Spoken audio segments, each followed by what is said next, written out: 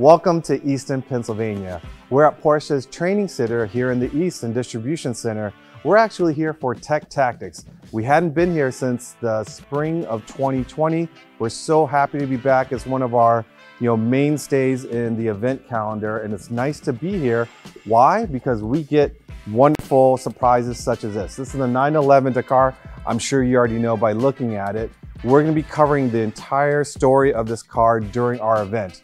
Today, we can't do it on the video for you, but we're going to give you a little bit of a glimpse of what it takes to create this livery for this vehicle.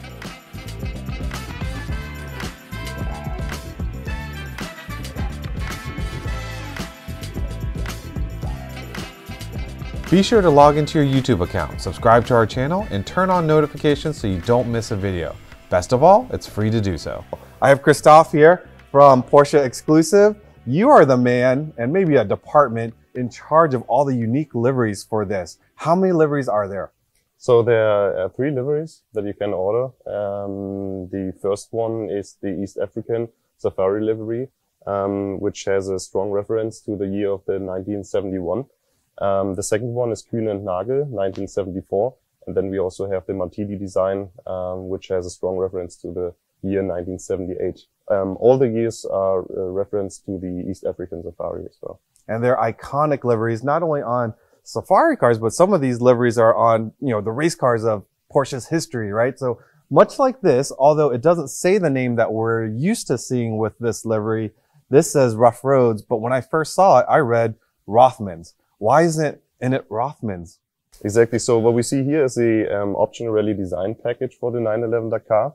And normally the Rothmans color scheme has the Rothmans on the side.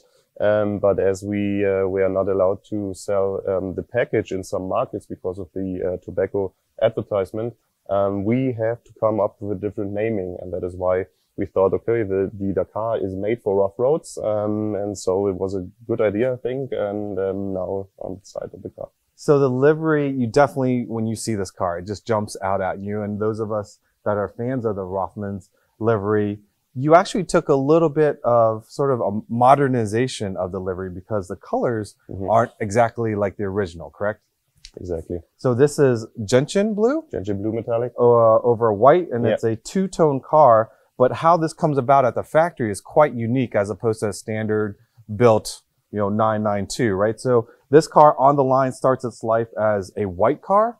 And then some of its parts through just in time, such as this bumper and this hood, and I think the hood even comes with the stripes already on it, comes together, but the car is pulled out aside from the line because of the Gentian Blue on the side. Exactly. So what we have here, as you mentioned already, is the first time that we have like a two-tone painting, and also with the stripes. So everything what's blue and white is painted, and everything what's gold and red is foil. That is done afterwards. But for the side, for example, as you said, there we have like a standard line in the painting plant, but also another line where all the craftsmanship and manual processes are done.